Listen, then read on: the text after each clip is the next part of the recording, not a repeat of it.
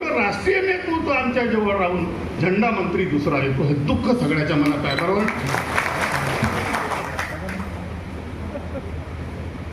याच्याकरिता आपण विचार करण्याची आवश्यकता आहे.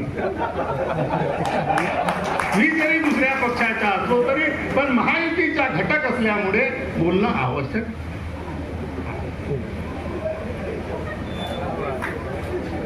आज एक खंत माझ्या मनात ती खंत जी आहे ते ती बोलून दाखवून देतोय.